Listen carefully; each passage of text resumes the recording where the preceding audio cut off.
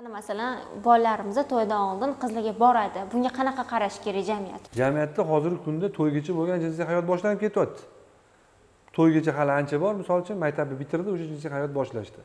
Bu haligi yevropeyskiy hayotga taqlid qilish. Bu tarbiyasizlik. Bu noto'g'ri deb bilaman. Chunki musulmonchilikda albatta oldin shariatga ko'ra nikohlanish kerak. To'y qilish kerak. Albatta kattalarning roziligi bilan jinsiy hayot keyin oila qurib boshlanadi. Va jinsiy hayot to'ygacha bo'lgan paytda boshlansa, bilingki, juda ko'p holatda bu kasallik bo'ladi, har xil notartib ravishda yotoq bo'lgandan keyin, jinsiy hayot bo'lgandan keyin hozirgi kunda yuqumli infeksiyalar, jinsiy aloqada yuqilishi mumkin bo'lgan infeksiyalarni turi ko'payib ketgan. Ana shu infeksiyalarni birdan birga ko'paytirib, ertaga har xil muammolarni keltirib chiqarib va to'ydan keyin, oila qurgandan keyin ham sog'lom jinsiy hayotni yo'lga solish qiyin bo'ladi. Har xil infeksiyalar surunkali turga o'tib ketib qoladi. Shuning uchun sabrli bo'lish kerak odam, tartibli bo'lish kerak va albatta nikohlanib, to'ydan keyin jinsiy hayotni boshlash kerak. Dilbar Muhiddinovna, qarang, bizga bir savol bilan murojaat qilishibdi.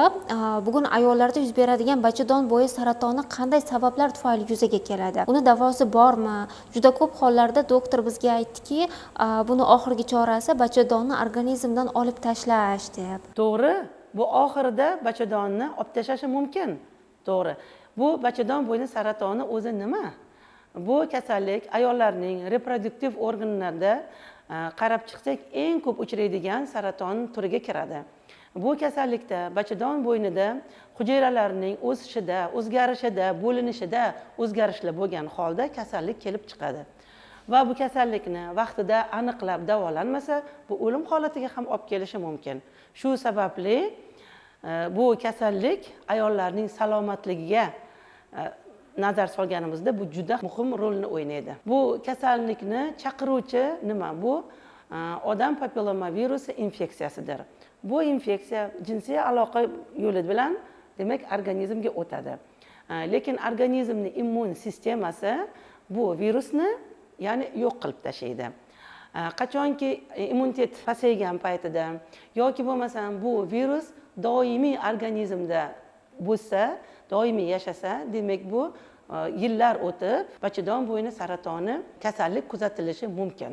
Bu kasallikning kelib chiqishida qanday omillar bor? Ya'ni kelib chiqishi uchun ya'ni yaxshi muhit yaratib berishi. Bu degani organizmdagi ya'ni surunkali infeksiyalar, keyin tamaki ya'ni sigareta chekishi yoki bo'lmasa spirtli ichimliklarni iste'mol qilishi, erta jinsiy hayot yoki jinsiy ya'ni hayotda ya'ni sheriklarning ko'p bo'lishi yoki yaqin qarindoshlarida bachadon bo'yi saratoni bo'lgan, kasal bo'lgan bo'lsa, bu ayollarda bu kasalliklar ko'proq kuzatilishi mumkin. Demak, nasl surishi mumkin bu kasallik. Ha, nasl surishi ham ehtimoli bor. Lekin bu kasallikni yana kuchayib, ko'payib ketishi uchun biz imkon yaratib berish kerak bo'ladi. Ya'ni bu nima? Bachadon bo'ynida ya'ni yallig'lanish bo'lishi mumkin, eroziya deb aytiladi. Shu kasallikni vaqtida davolamasa, bora-bora o'zgarishlarga olib kelishi mumkin. Ya'ni bachadon bo'yi saratoni chiqishi uchun, yashashi uchun ularga imkon yaratib berish kerak bo'ladi. Ayollarga nima maslahat beramiz? Ya'ni uning profilaktikasi, ya'ni muntazam ginekolog ko'rigi va ayollarni ya'ni kolposkopiya tekshiruvi, ya'ni tashqi jinsiy a'zolarda qinda, bachadon bo'ynida ketayotgan o'zgarishlarni nazorat qilish uchun va bachadon bo'ynidan papmazok analizi olish. Bu analizda esa ya'ni tekshiruv bachadon og'zidagi hujayralardan, ya'ni bachadon saratonining ya'ni atipik hujayralar bor yo'qligini aniqlik kiritish uchun tekshiruv o'tkazilinadi. Uni davolash usullari bo'lishi mumkin. Ya'ni jarrohiy usul bilan yoki ximioterapiya bo'lishi mumkin yoki kombinirованный davolash deb aytiladi. U tashxis qo'ygandan keyin uni tashxisiga qarab, ya'ni bemorga tavsiyalar beriladi. Qanday usul bilan davolash kerakligi. Qanday belgilar bilan namoyon bo'ladi bachadon bo'yi saratoni? Agar kasallikning endi boshlanish davrida umuman kasallik borligini bemor bilmasligi mumkin. Hech qanday namoyon qilmaydi. Bora-bora kasallik kuchaygandan keyin esa bu bemorda bo'lishi mumkin. ya'ni jinsiy a'zolardan keladigan qonli ajralmalar, jinsiy hayotdagi qorin pastidagi va qindagi og'riqlar, ya'ni og'riqlar bilan keyin yana qonli ajralmalar kelishi, keyin peshobga chiqqanda yoki katta hojatga chiqqanda og'riqli bo'lishi kuzatilishi mumkin. Shikoyatlari unchalik ko'p emas. Shuning uchun ham ayollar bu kasallikka e'tibor bermaydi va o'tib ketadi deb yurishadi. Qachonki ularga bezovta qilib boshlaganda, ginekologga borganda kasallikni o'tib ketgan darajasi kuzatiladi. Shuning uchun ham ayollarimizga maslahat, o'zinglarning sog'lig'ingizga bee'tibor bo'lmanglar. Ayol turmushga chiqdimi, demak har yil bir marta borib ginekolog nazoratdan o'tish kerak. Albatta tekshiruvdan o'tib, papmazok tekshirib yursa, kasallik endi boshlanayotgan bo'lsa, oldin olsa, demak bu kasallikdan xolis bo'ladi. Ikkinchi savolni shunaqa deb yozishibdi: yoshim 23 da. Ba'zi bir belgilari bilan ginekologga murojaat qildim. Yaqindagina turmushga chiqqandim va ginekolog menga aytdiki, sizda matka opusheniya, ya'ni matka tushish kasali holati bor deb aytdi. Men yaqindagina oila qurganman va tug'maganman. Turmushga chiqmagan yoki yaqindagina turmush qurgan ayollarda ham shunaqa holat bo'lishi mumkinmi? Ha, turmushga chiqmagan qizlarda ham bachadon pastga tushish holatlari bo'lishi mumkin. To'g'ri, bular jinsiy hayotda yashamagan, lekin turmushga chiqqanidan keyin albatta ginekologga kelib ko'rinadilar va ginekolog kresloga chiqqanda bu ayolga aytadi, nima holat ketayotganini. Demak, bularni bu holatga olib kelish sababi nima? Og'ir mehnat bilan, ya'ni og'ir yuklarni ko'tarish, og'ir narsalarni ko'tarish yoki bo'lmasa ham bularda bo'lishi mumkin qabziyat, ya'ni ich qotishi. Keyin bularda bo'lishi mumkin qon aylanishini buzilishi. Bunday holatlarda ham sekin asta bachadon pastga tushish holatlari kuzatilishi mumkin. Bachadonning pastga tushishi, ya'ni qin devorining osilishi qanday holatlarda bo'lishi mumkin? Bu agar birinchi darajasi bo'lsa, bemor hech narsaga shikoyat qilmaydi. Faqat unda bo'lishi mumkin, qovug'i tez to'lib qoladi va tez hojatga chiqadigan bo'lib qoldimi deb e'tibor ham berishmaydi. Bu demak yengil darajada tushgani bo'ladi. Oldin ham bo'lgan bachadon pastga tushishi. Lekin ayollar bu narsaga uncha e'tibor berishmagan, chunki bu tug'ruqdan keyingi holat deb qabul qilishgan. Lekin hozir mana zamon o'zgardi, ayollarimiz o'zlariga ancha e'tibor beradigan bo'lib qolishdi.